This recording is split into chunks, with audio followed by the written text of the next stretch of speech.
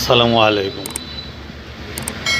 আমাদের দেশে এখন যেই মাজার বিরোধিতা কিছু মনোভাব আছে মুসলমানদের মধ্যে, সেটা তীব্র প্রতিবাদ জানাই এবং পাশাপাশি বলতে চাই যারা এই কাজগুলো করেন তারা অবশ্যই এটা বুঝে শুনে করবেন।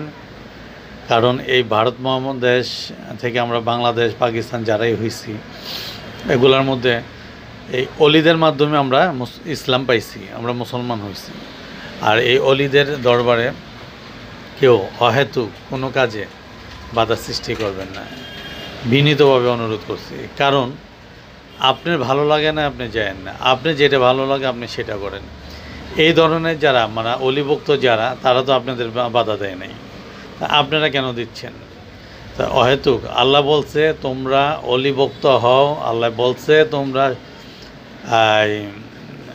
যারা ন্যায় নীতি নির্ধারক তাদের ভক্ত হও।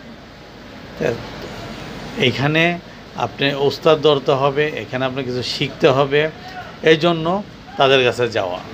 তারা তো আপনাদের খারাপ কিছু বলে নাই, তাদের উসিলা দিয়ে আল্লাহ বলছে উসিলা দাও, উসিলা দিয়ে আল্লাহর কাছে চাও, তাদের উসিলা দিয়ে আপনি চান।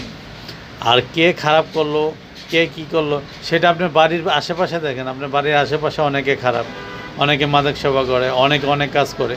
তো আপনার আশেপাশে, বাড়ির আশেপাশে তাদের পরিষ্কার পরিচ্ছন্ন করেন না, তাদের ব্যবস্থা নেন না, আপনি মাজারের বিরুদ্ধে যান।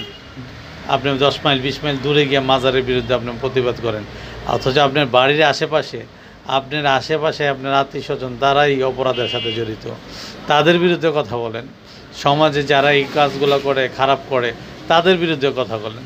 কিন্তু মসজিদ, অলি দরবার, মাদ্রাসা এগুলো ভাঙার তো আপনাদের অধিকার নাই, আল্লাহ আপনাদের অধিকার দেয় নাই। এই দিকে আপনারা অবশ্যই দৃষ্টি জ্ঞাপন করবেন, এগুলো থেকে সাবধান করবেন। কারণ আল্লাহ সীমা লঙ্ঘনকারীকে আপনি পছন্দ করেন না।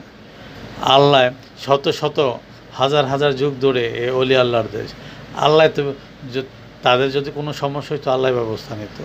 আপনি কেন ব্যবস্থা নেন?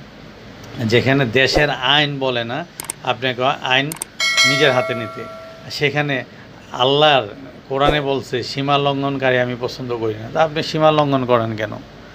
আপনি ভালো, আপনার মতো আপনি থাকেন, আপনি যেটা ভালো এটা করেন। আপনার বাড়ির আশেপাশে যারা খারাপ তাদের ঠিক করেন।